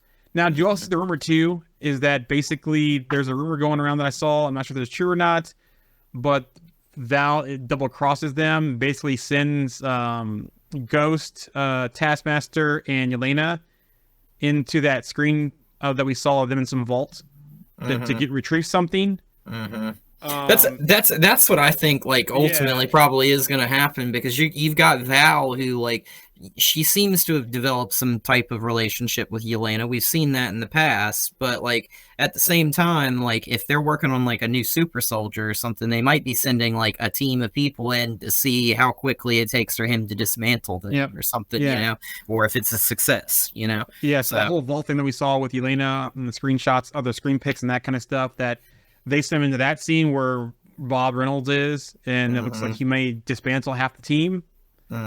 But I saw someone comment on this thing, and I love this angle that maybe we see that Taskmaster get completely demolished and get a new Taskmaster, and get Tony. Because remember, they said Protocol in Black Widow. They said Taskmaster Protocol. So maybe we get the proper Tony Masters after that, and you know, it'd be a cool way to do it too if it was Tony Masters himself who dismantles the team. But that's not going to happen. But yeah, but it looks like they're going in for an ambush, and there's some shenanigans going on with Val. I just hope we see Bob Reynolds rip Bucky's arm off. Like, you know, that would be kind of crazy. Yeah, finally. And somebody's like, hey, it looks like somebody finally got that arm. But yeah, that'd be crazy to see. I kind of hope they don't kill Bucky, and I hope Bucky is like just only in there for like some kind of like Logan, like in First Class, where he tells them to go away. Basically, because I thought Bucky was in a great place after Falcon the Winter Soldier, and I would love to do talked about Nomad series with Bucky instead of Captain America. I think it would be the only way that I would like to see them kill Bucky off is if him and Yelena develop a relationship very similar to like how Cap and Black Widow were, you know? Yeah. So like they do that, and then they have Bucky basically like save her, somehow or something, and be killed or something. I think that would be really impactful, and it would be something that I don't want to see them kill Sebastian Stan's character off of Bucky Barnes. You know, it's just he I think has plenty of story to tell, and you can just keep him rolling. You know, just throw him in other stuff and everything. I would like to see him go forward, but if they do it, I think that's one great way they could probably do it. From the chat here, RMC, about my whole Taskmaster thing, says, yes, I'd be happy for you, Jarian. I've been good about talking about that, but hey, I just saw those comments. I thought I'd bring it up. Let me see here. Where were we? Oh, Spider-Man Noir. So Nicolas Cage will once again play Spider-Man Noir, but live action series. He is set to star in a live action show, Noir, which has been ordered to a series at MGM Plus and Amazon Prime Video. So, you know, Amazon Prime is doing the Spider-Man series. Steve Lightfoot, the Punisher, and Oren Uziel, 22 Jump Street, will serve as showrunners. Henry Braddeer, Fleabag, will direct the first 2 episodes. Interesting. Speaking of Spider-Man 4 news, via Daniel RPK, filming will start the fall of this year in a 2025 fall release. That kind of we talked about before too, as well, with the timing of that and so forth. The symbiote tease at the end of No Way Home is expected to return or expected to feature in the movie. So it sounds like we're gonna have Peter struggling with possibly with Venom. Why is Peter? Back to my whole thing about Nomad and Bucky. RMC from the chat says, I'm 100% in on Nomad for Bucky. But some bad news about Spider-Man stuff. The Silk series. The Silk Spider Society series, when it followed Cindy Moon, a Korean-American woman bitten by the same spider that bit Peter Parker, as she escapes imprisonment and searches for her missing family. The series, though, is no longer in the works of Amazon Prime Video and is being shopped to other buyers. The Silk series went through 3 different versions before it was scrapped by Prime Video. One major request by execs was for the writing team to change the show so it didn't focus heavily on Silk. Okay, you're making a show called Silk Spider Society, and you don't want to focus on Silk. Okay, that makes no sense. So Simu Liu, you know, Shang-Chi, he made some comments about this via social media. Really gutted that Silk Spider Society isn't moving forward at Amazon. Don't know any details of what went on in the development process, but as a fan, I was extremely excited for the world to see Cindy Moon in action. I hope fans continue to advocate for Silk to be seen. So that's what he said. Sony and Amazon are continuing their plan to develop a Spider-Man TV universe. But yeah, but it's weird though, because you're bringing Spider-Man Noir on Prime. You're shopping and moving Silk Spider Society, but you still want to make a Spider-Man TV universe. I don't know what's going on. That feels very much like that, and it was just a rumor. I don't think it was very true, but I don't know if you remember that rumor that it was like for the Blade movie, they were going to have Blade be in the movie, but it wasn't really going to be his movie, but it was going to be a Blade movie. Yeah, it wasn't really. It just, that sounds so weird, and I think that sounds very similar to me. Yeah. You know? Speaking of Simu Liu and Shang-Chi, Shang-Chi 2 is definitely happening according to Simu Liu. I expect for myself and Destin, our returning director, or I speak for myself and Destin, our returning director, when I say that we're so beyond excited to jump back in. We really are. So, Interesting. Venom news via Deadline. Sony Pictures CEO Tom Rothman says Venom: The Last Dance will mark the conclusion of the Venom film series.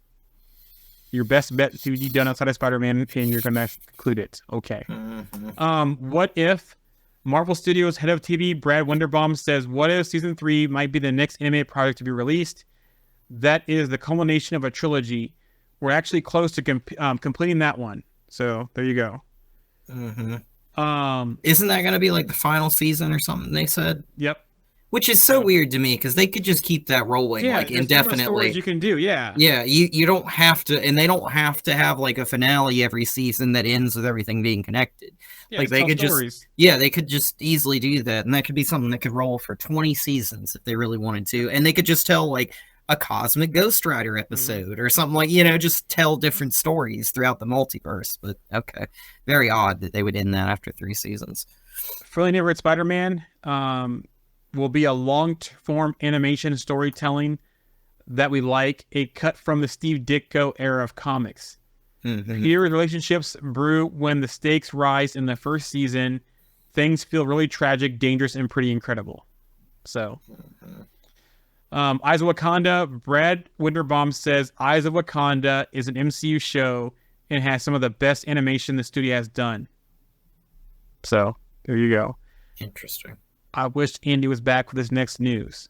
So, listeners. Zac Efron. Yes. But speaking of Andy should be back the next time we stream because we had a conversation about him coming back on after 97. So we are done with 97. So hopefully we have Andy back on the next stream. I wish he was here for this news, though. Zac Efron. Reportedly, Marvel Studios had discussion with Zac Efron about joining the MCU. For what? I have no idea. But I know Andy was very, very wanting to see him play Logan/Wolverine. So, sorry, Mark. From the chat here, when is freshman year supposed to come out? It's coming out this year. So, there you go. Taylor Swift. Via Daniel RPK, Taylor Swift and Kevin Feige met to discuss a potential role for for Taylor in the MCU. The possibility of her portraying the blonde Phantom, Louise Mason. Remember Louise Mason? So at least not Dazzler. That'd be too obvious. Yeah. I mean, Dazzler just feels so comparable to her, so. RMC, I guess on my news about Efron and Wolverine Logan, don't say it. No. And I was going LOL. So I don't know if he's laughing about Taylor Swift now or still on Zac Efron and Wolverine. Anyways, here we go. So Dazzler, they keep saying not her, but it's got to be. But they're saying that she's going to play the blonde Phantom. So maybe they're not going that obvious route with her. Where was I at? Oh, Disney up front. So that happened on May 14th. They announced that there's going to be a 2-episode premiere of Agatha All Along, which is the show name, September 18th on Disney+. It will be the first show under the new banner Marvel Television. So, other news. Ironheart will be released on Disney Plus next year. Now, my question is, where is Armor Wars? Because this was said to be tied to Armor Wars. Yeah.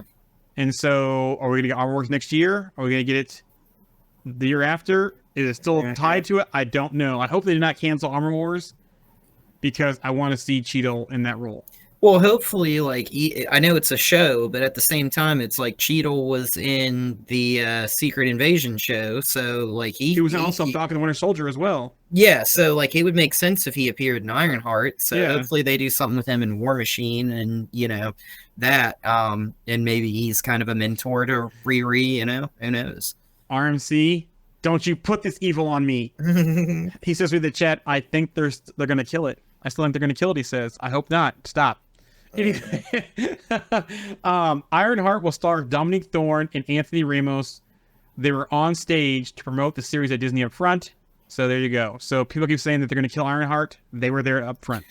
Yeah, and I mean, this is the one where we're supposed to get Mephisto too, with what's his name, Sacha Baron Cohen. Yeah, playing Mephisto. So, and we're gonna get the Hood in this. So, yep, Anthony Ramos is gonna be the Hood. RMC says through the chat, they said some products are going to get the axe, but they were secretly canceled behind the scenes. So these are products that they were working on, but I don't think are officially announced. So we'll see what happens.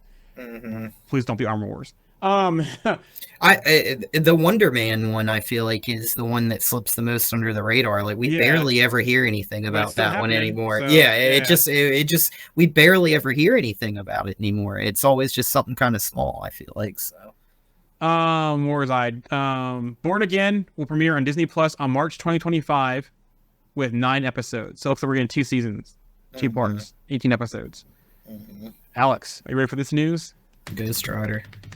Ghost Rider news, you got it. Via Josh Horowitz, Ryan Gosling reveals he's interested in playing Ghost Rider in the MCU to Emily Blunt. Emily Blunt says that not starring in a superhero film feels like a badge of honor for her and Ryan Gosling. So I know that Ryan Gosling has talked to Marvel Studios, and now he's saying he's interested in playing Ghost Rider. Come on, Danny Ketch. Come on, Danny Ketch. Ketch or Cage? That's not Cage. Ketch or Blaze. So yeah, I mean, I kind of feel like after the Fall Guy, the Fall Guy role, he feels like a Blaze. Yeah, I mean, he feels like a stuntman, right? Like, you know, like that Evel Knievel kind of type of role. Yeah, and you know, I totally think that they should do like a Spirits of Vengeance show at some point where we have Ketch and Blaze kind of going on. You know, I want to see Ketch. I want to see Blaze. I want to see Reyes. I want to see Slade. I want to see all of them. And that was the greatest thing that came out of Agents of S.H.I.E.L.D., right, was Robbie Reyes as the Ghost Rider. Like, I love the Hell Charger. I thought they did really an amazing job with, like, kind of trying not to step on the other stuff, but just letting him just be a Ghost Rider, even though, you know, I think there's an argument to be made that he's not technically, like, really like a Ghost Rider, because it's, like,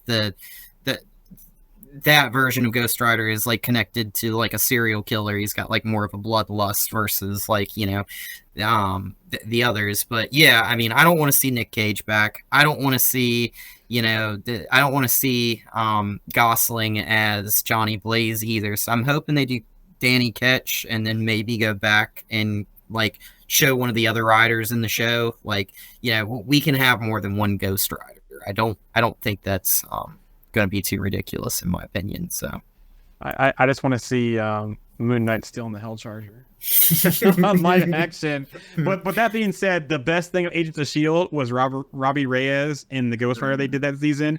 That was the best thing about Agents of S.H.I.E.L.D. RMC says he likes the idea, bring them all in one show. So there you go. Let me go down here. We talked about that one again. I believe Mark asked about animated series releases. So, according to what's on Disney Plus, Hit Monkey Season 2, July 15th. Yay. Yeah. Good show, but I had no idea that was coming, you know? Yeah. Eyes of Wakanda, Your Friendly Neighborhood Spider-Man. But remember, Brad Winterbomb said, what if it's next? So, what if I get dropped anytime now, in between there? Yeah. But all 3 of those shows are listed for 2024 releases. RMC says, I want to see Moon Knight hunt Dracula demanding his money. Via Danner RPK, Avengers 5 and 6 are on track for on-time release. So there you go. Interesting. It's only been 84 years. Skeleton Crew, so moving on to Star Wars stuff. John Watts released a new description of Star Wars Skeleton Crew. It's about a group of kids that find a buried spaceship on their boring planet, accidentally turn it on, and get blasted off into the galaxy, and it's a story about them trying to find their way back home. Star Trek. Doesn't that sound like Star Trek to you? One of the new Star Trek series that are on Paramount. It does. Plus. It does. Yeah. Yeah. Was it Strange New Worlds? I think it's the series I'm thinking about. Mm-hmm. Yes, it is Strange New Worlds. This sounds exactly like Strange New Worlds to me. Mm-hmm. From the chat here, I need Sam Elliott to return. Stupid chat things keeps clicking off on me. There we go. I need Sam Elliott. This is from Mark. I'm sorry. I need Sam Elliott to return as the horse riding Ghost Rider. Sam Elliott can be anything. Yeah. And I mean, like, let's be honest here. I think Sam Elliott's he's got to be really old now. I mean, he was old in that movie, and that movie was like 20 years ago or something. That was on this weekend. They both were on this weekend. Yeah, well, that's the Spirit of Vengeance was on. Yes. It's so weird. I feel like those movies are almost like contrary to each other. Like they have the first one has like a great story, but like it's kind of limited by the CGI of its time. But I love the CGI in the second one, but the story is just absolute trash. Yeah, like it is like, oh my gosh. And like some of the shots, like it's like they let a drunk person hold a camera or something like that. You know, it's like I don't get why they couldn't do some of the shots better. But I think the guys that worked on that movie also worked on Crank or something like that. So it's like I kind of get why they did it that way, but at the same time, I don't think they should have been put on that movie. But anyway, now get off the topic. I think RMC is agreeing with Mark here about Sam Elliott returning. Yes, dude, yes. So, Peacemaker. Frank Grillo will reprise his Creature Commander's role as Rick Flag Sr. in Peacemaker Season 2.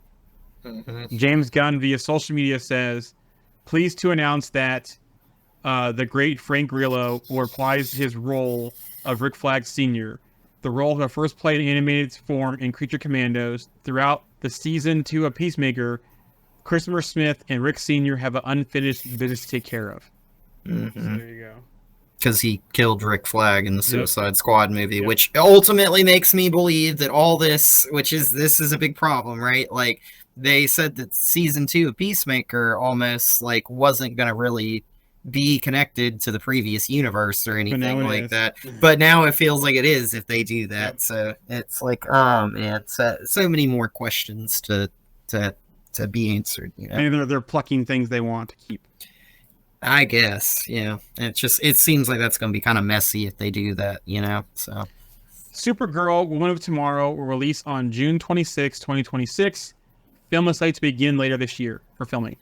The Penguin, Mark Strong, the villain in the first Shazam movie, has been cast in the Penguin, revealed by his trainer. That's weird. Yeah. That's strange.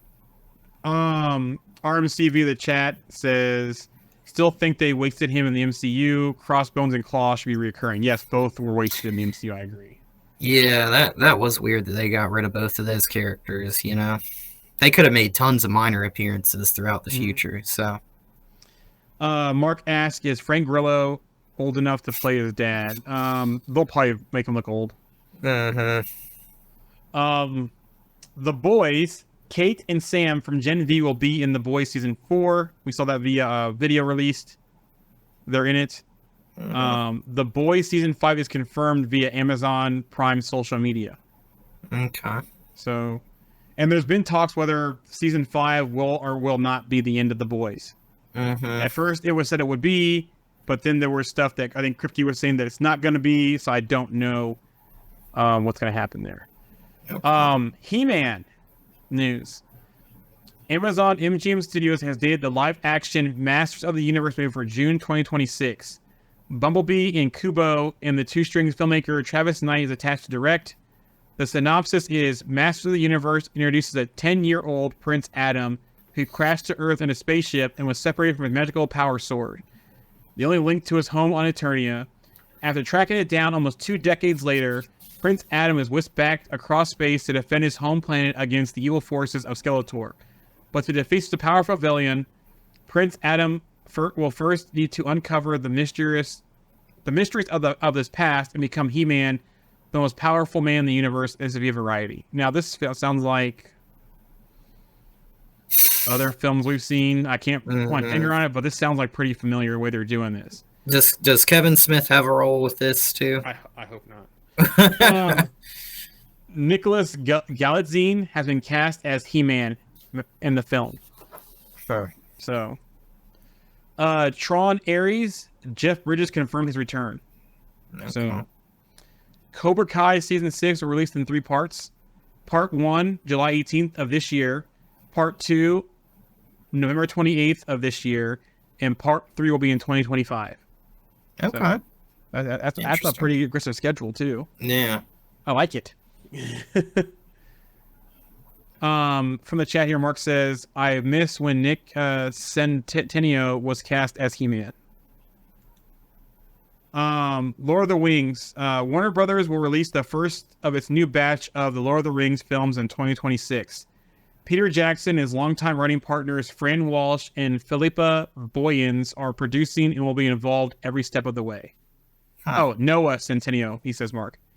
Godzilla. Another Godzilla movie has been greenlit after continued success in the MonsterVerse. Shang-Chi and the Legend of the Ten Rings writer Dave Callum to write the next film. Sony Pictures and Apollo have made an all-cash offer of $26 billion to purchase Paramount. Sony and Apollo's plan for Paramount is to break it up. CBS and other well-known properties will be sold if Sony and Apollo are able to buy Paramount. Well, the new owners would keep the movie studio. I can't talk anymore.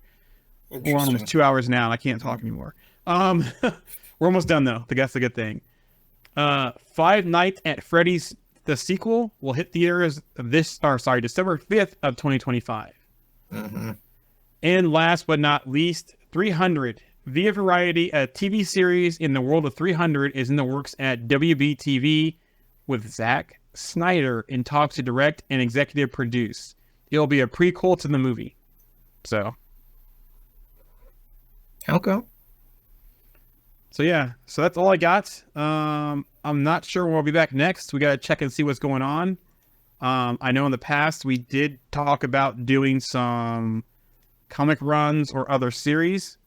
We'll have to get with Andy to see what he wants to do. But the good thing is that hopefully Andy is still planning to be back next time. So we'll be looking forward to that. And we've got Deadpool and Wolverine coming out next month, which is, that felt like that was, so far away that, it feels like time's flying before that comes out. So it'll be here before we know it. Oh, we got stuff from the chat from RMC. Wow, so that's why Disney is waiting to buy Sony. Let them buy Paramount first. LOL. Yeah, let them get back all the Spider-Man rights. Mark from the chat here says, "Woot, Andy Steed." So yep, hopefully we have him back. I can't click today. Hopefully we have him back on the next time we meet. Maybe we'll not meet until Deadpool and Wolverine. Maybe we'll do something in between. We'll have to wait and see.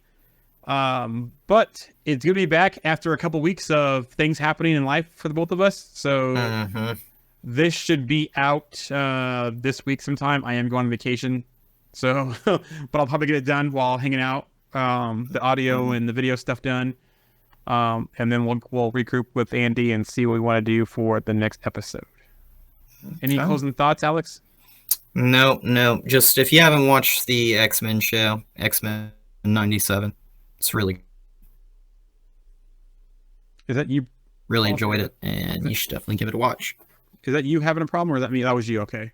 Okay, that might have been me. Up there, yeah. I was just saying, if you haven't watched the X-Men show, give it a watch. Totally worth it. Great show. And great writing, and one of the better animated shows, I think, for Marvel. Like I said, light years ahead of What If, and fantastic. I will give it an 8 or 9 out of 10. And like I said, you gotta at least give it a try. So I'm gonna pull a Billy Bob Varsity Blues 10. But yeah, I agree. Definitely, watch X97 if you haven't watched it. For those who do the podcast, please give us a review. Don't forget that you can listen to this wherever you listen to your podcast. We have the video out there on our YouTube channel. Don't forget we have the page. We have Trovo, Kick, Twitch, Twitter, YouTube, Facebook page, Facebook group. So like, subscribe, join the groups. We have the 3 between DC, Star Wars, and Marvel. We have threads and TikTok also, which I got to get caught up on doing some recaps for you all. But that's where you can find us, and we'll see you sometime between now and Deadpool and Wolverine for our next episode, hopefully with Mr. Steed, Andy. All right. You guys take it easy. See you guys. Bye.